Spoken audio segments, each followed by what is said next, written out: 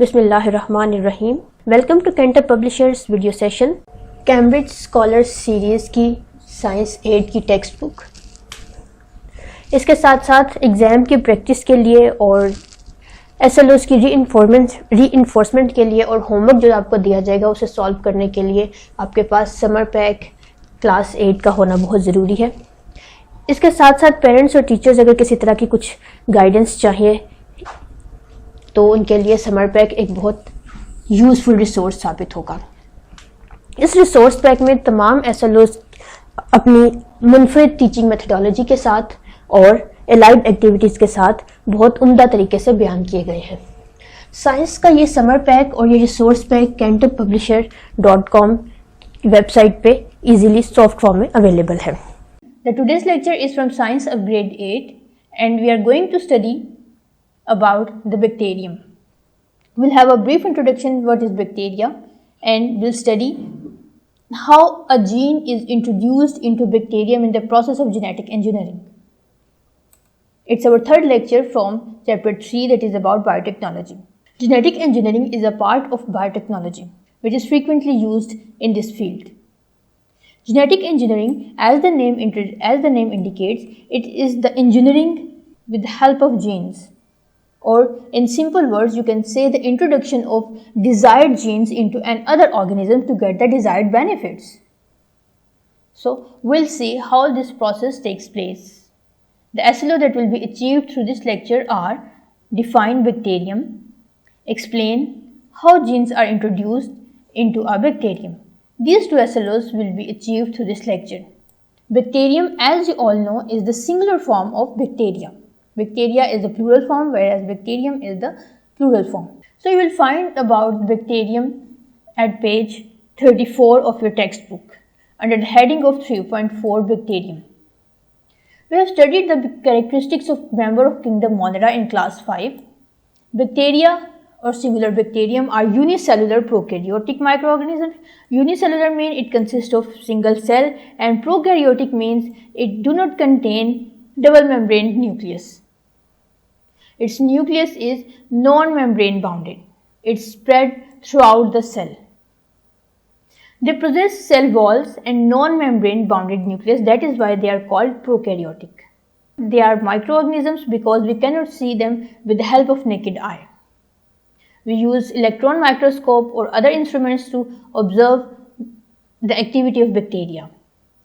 Bacteria are found everywhere on planet Earth. You can find them on the glaciers as well as in boiling water. There are 4 types of bacteria on the basis of their shape: rod, round, spiral or coma shape. And in lower classes or grade 5th, you have been observed the shapes very well. They are beneficial as well as disease causing to various other organisms including humans. And you know about the diseases caused by the bacteria as well. The study of bacteria is called bacteriology. But the question arises here, why are we studying bacteria in biotechnology? The answer is we frequently use bacteria in the process of genetic engineering.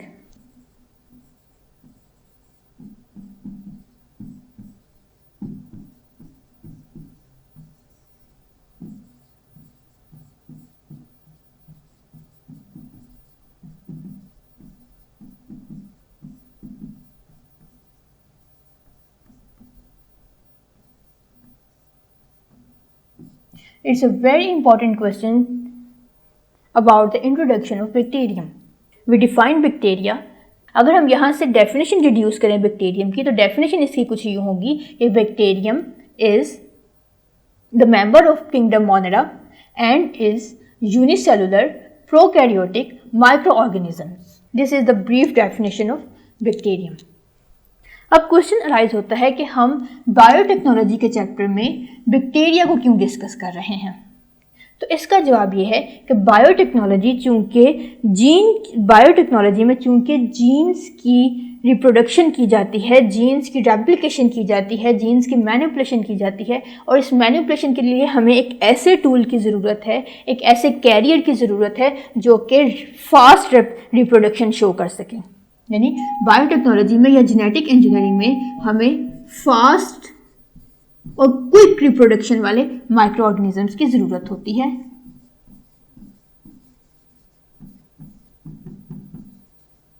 और एक ऐसा micro organism चाहिए या एक ऐसा organism चाहिए जिसका chromosome या जेनेटिक मटेरियल हम इजीली यूटिलाइज कर सकें।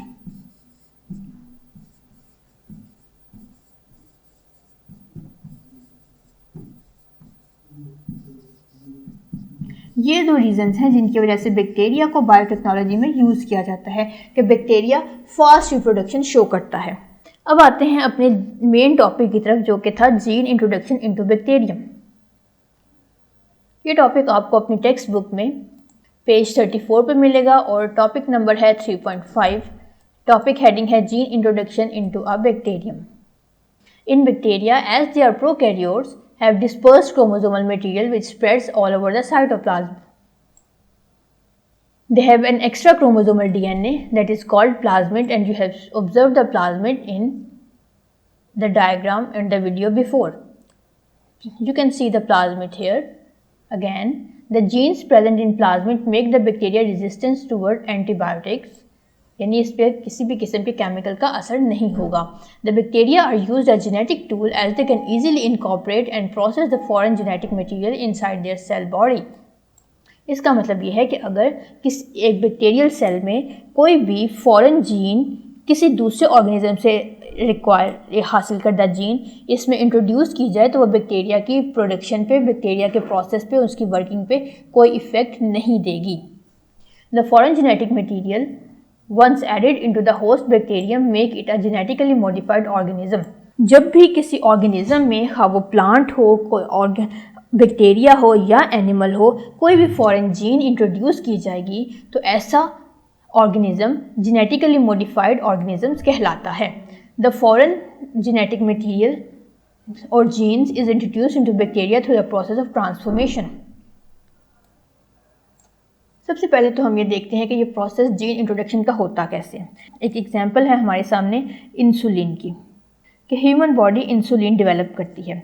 अब चूँकि हमारी कंट्री में और वर्ल्ड वाइड भी डायबिटिक पेशेंट्स का नंबर बहुत ज़्यादा है, तो हमें इसी लिहाज से इंसुलिन की अमाउंट भी ज़्यादा चाहिए, क्योंकि डायबिटिक पेशेंट्स की बॉडी इंसुलिन रेगुलर तरीके से प्रोड्यूस नहीं कर सकती। इस इंसुलिन को बैक्टीरिया की मदद से लैब में प्रोड्यूस किया जाता है। अब ह्यूमंस के अंदर इंसुलिन प्रोड्यूसिंग जीन्स प्रेजेंट हैं, तो क्या किया जाता है कि सबसे पहले ह्यूमंस में से उस जीन्स को जो इंसुलिन प्रोड्यूस कर रही है सेपरेट कर लिया जाता है और उस सेपरेट की हुई जीन्स को फिर ट्रांसफॉर्म कर दिया जाता है बैक्टीरिया के अंदर और बैक्टीरिया को ग्रो करवाया जाता है। जैसे जैसे बैक्टीरिया ग्रो करता है इंसुलिन की जीन भी मल्टीप्लाई होती रहती है और इंसुलिन प्रोड्यूस करती रहती है, जिसे बाद में एक्सट्रैक्ट कर लिया जाता है। तो सबसे पहले हम ये देखते हैं कि बैक्टीरिया के डिज़ायर्ड जीन को कैसे एक्वायर किया जाता है। ये तो था फर्स्ट स्टेप जिसमें हमें पता चला कि हम रिक्वायर्ड जीन कैसे हासिल करते हैं। अब इस रिक्वायर्ड जीन को हमें इंट्रोड्यूस करवाना है इस प्लाज्मिड के अंदर। अब वो कैसे इंट्रोड्यूस करवाएंगे ये देखते हैं। अब आ जाइए अपने पेज 35 पे। यहाँ पे होल कंप्लीट प्रोसेस आपको बताया गया है कि सबसे पहले स्टेप में foreign DNA carrying gene of interest was cut out, यानी फर्स्ट स्टेप में हमें अपनी रिक्वायर्ड जीन को हासिल किया गया, हाँ वो ह्यूमन से हो, किसी एनिमल से हो, किसी प्लांट से। अब इस रिक्वायर्ड जीन को कहा जाता है कि ये जीन ऑफ इंटरेस्ट है जिसे हम रिप्रोड्यूस करवाना चाह रहे हैं। अब इस जीन ऑफ इंटरेस्ट को हम इंट्रोड्यूस करवाएंगे बैक्टीरिया के प्लाज्मिड में। अब बैक्टीरिया के प्लाज्मिड का कुछ पार्ट कट डाउन किया जाएगा, जैसा कि आप इस पिक्चर में देख सकते हैं। इसका कुछ पार्ट हमने कट किया, ठीक है। ये इतना ही होगा जिसमें ये जीन रिक्वायर्ड जीन या gene of interest accurately fit हो जाएगी, और ये कटिंग की जाती है रिस्ट्रिक्शन एंजाइम्स की मदद से। प्लाज्मिड का ये पार्ट कट करने के बाद जीन ऑफ इंटरेस्ट को ज्वाइन कर दिया जाएगा इस प्लाज्मिड के साथ। जैसे कि आप देख सकते हैं कि हमने दो जीन्स ऑफ इंटरेस्ट ली थी, इस जीन ऑफ इंटरेस्ट को हमने अटैच कर दिया प्लाज्मिड के साथ। अब ये हमारे पास रिकम्बिनेंट प्लाज्मिड्स बन गए, यानी जिनके डीएनए में कुछ चेंजेस की गई हैं। अब इस रिकम्बिनेंट प्लाज्मिड को दोबारा इंसर्ट कर दिया जाएगा बैक्टीरिया में, जहाँ से ये लिया गया था।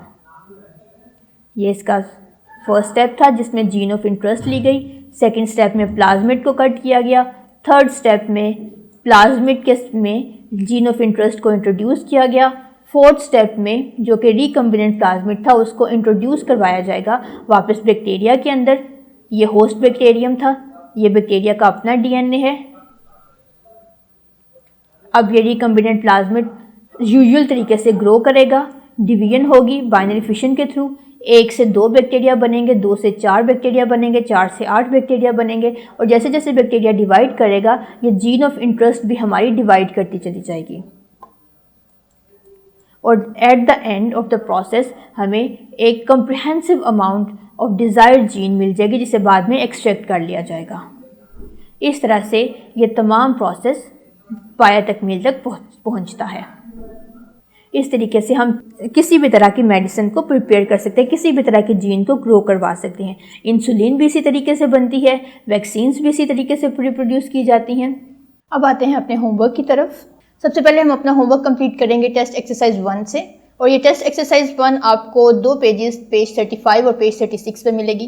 टेस्ट एक्सरसाइज का फर्स्ट क्वेश्चन है part A, fill the circle of the correct option against each statement. You are provided with a statement, you have to analyze the statement carefully and then read the options, all 4 options, to find out the correct one. Number 1 question is part A से आप solve करेंगे question number 3, question number 4 and question number 5. Question number 3 is the action of cutting of bacterial plasmid is performed by these enzymes. हमने पढ़ा था कि bacterial plasmid को पहले cut off किया जाता है और उसमें फिर जीन ऑफ इंटरेस्ट इंसर्ट की जाती है, और ये कटिंग का काम किसके थ्रू किया जाता है वो आपने बताना है। क्या वो लाइगेज एंजाइम है, क्या वो रिस्ट्रिक्शन एंजाइम है, हेलिकेज है, या फिर डीएनए पॉलीमरेज है। इनमें से जो भी एंजाइम्स है आप उसका सर्कल फिल करेंगे। Then comes the question number 4, recombinant plasmid DNA is formed through the combination of 2 host bacterial DNAs, 1 foreign and 1 host DNA, 2 foreign DNAs, 1 viral and 1 bacterial DNA. अब recombinant plasmid DNA आप जानते हैं कि एक ऐसा DNA है जिसमें mutation के थ्रू 2 तरह के DNAs अटैच किए जाते हैं। एक तो जो हमारी डिजायर्ड जीन है जिसको हमने मैनिपुलेट करना है, एक तो वो DNA होता है और एक प्लाज्मिड का अपना DNA है। तो जो भी राइट आंसर है आप उसका सर्कल फिल करेंगे। अब आपने बताना है कि रिकम्बिनेंट डीएनए में किस तरह के 2 डीएनए प्रेजेंट होते हैं। इन चारों ऑप्शंस को पढ़ने के बाद आप करेक्ट आंसर फाइंड कर सकते हैं। Then comes the question number 5, the gene of interest is first incorporated in. Gene of interest वो जीन है जिसे हम मैनिपुलेट करना चाहते हैं, जिसकी हम मल्टीपल कॉपीज बनाना चाहते हैं। तो वो किस में इनकॉर्पोरेट की जाती है? क्या वो कैरियर डीएनए में की जाती है, प्लाज्मिड वेक्टर में, ट्रांसफॉर्मर डीएनए में, या फिर जीन सेगमेंट में? इनमें से जो भी राइट आंसर होगा आप उसका सर्कल फिल करेंगे। फिर आ जाइए अपने पेज 36 पे पार्ट बी की तरफ। Answer this questions briefly answering का मतलब यह है कि आपने अपने क्वेश्चन को 3 to 4 सेंटेंसेस में वाइंड अप करना है। इसमें से आप क्वेश्चन नंबर 4 सॉल्व करेंगे और क्वेश्चन नंबर 5 सॉल्व करेंगे। Question number 4 is what is recombinant plasmid. Recombinant plasmid की डेफिनेशन करनी है, क्या है, उसमें कौन कौन से किस तरह के डीएनए प्रेजेंट होते हैं, ये सर आप बताएंगे। फिर क्वेश्चन नंबर 5 है transformation is beneficial for the human host bacterium, justify the statement. अब ट्रांसफॉर्मेशन होस्ट बैक्टीरियम के लिए किस तरह बेनिफिशियल है, पहले तो पता होना चाहिए कि ट्रांसफॉर्मेशन क्या है। Transformation is actually the incorporation of foreign DNA material into the plasmid of bacteria. So how this process is beneficial for the bacterium, give reasons. अब इसके बाद आते हैं टेस्ट एक्सरसाइज 1 के बाद रिव्यू एक्सरसाइज पे, और रिव्यू एक्सरसाइज आपको मिलेगी पेज 42 पे अपने CSS की टेक्स्ट बुक पे। इसका पार्ट ए है fill the circle of the correct option against each statement. Again MCQs हैं, यहां से आप सॉल्व करेंगे question number 3, question number 4, question number 5 and all this. Question number 3 is smaller rings of DNA in host bacterium are chloroplasts, chromosomes, plasmids or chromatids. Fill the circle of the correct option. 2 DNA molecules are joined by enzymes. You have to identify the enzymes that join together the 2 DNA molecules. Helicase, endonuclease, polymerase and ligase. Whatever the right answer, fill its circle. Then comes the question number 5. A recombinant plasmid is introduced in host bacterium cell through. You have to name the process through which recombinant plasmid is introduced in host bacterium cell. Is the process called transfusion, or it is called transformation, transportation, or transpiration? So whatever the right answer, fill its circle. Then move to page 43 of the review exercise. Here you will find part B, answer the questions briefly. From here you will solve question number 3, what is the function of plasmid in bacterium? You know the plasmid is used to introduce the foreign DNA material for its manipulation. So write the function of plasmid in your own words. Then you will solve question number 10, how does vaccine work? If you have understood the process of gene introduction into bacterium, you can deduce the answer of the question as it is not a direct one. Then comes the part C. Answer these questions in detail. Part C में से आप solve करेंगे. Question number 3. Explain how genes are introduced into bacterium. You will not only define the process but draw the comprehensive and well-labeled diagram to explain it. After solving the textbook, open your summer pack at page 32. First of all, you will solve the first section in which you have to identify or describe the location of your SLO addressed in the books. Then you will read out the purpose to study this SLO. After doing this, move to activity 3.3. Add the missing section to the process of gene introduction in the given diagram. Label the complete diagram. First of all, you have to label the complete diagram. Each step you have to label this one and और जो empty boxes हैं उनको fill करके आपने diagram को complete करना है. इसके बाद आप आइए SLO based MCQ की तरफ पेज 35 पे. इसमें से आप क्वेश्चन नंबर 6 सॉल्व करेंगे. Identify the carrier of foreign gene in biotechnology process. अब कैरियर फॉरेन जीन को कौन कैरी कर सकता है? Bacterial DNA, human DNA, mosquito DNA या फिर एनिमल डीएनए. जिसको भी एज ए कैरियर यूज किया जाता है आप उसको फाइंड करेंगे और रीजन बताएंगे कि आपने वो पर्टिकुलर ऑप्शन क्यों चूज किया था. इसके बाद आइए अपने SLO बेस्ड क्वेश्चंस की तरफ पेज 37 पे. यहाँ से आप सॉल्व करेंगे question number 2. Describe the process of gene introduction into a bacterium. ये वो क्वेश्चन है जो आपने रिव्यू एक्सरसाइज पार्ट सी में सॉल्व किया था. आप उसका आंसर यहाँ पे लिख सकते हैं और फिर रिपीट कर रही हूँ कि डायग्राम बनाना मत भूलिएगा. Thank you very much. Next lecture में हम बायोटेक्नोलॉजिकल प्रोसेस प्रोडक्ट्स को एनालिस्ट करेंगे.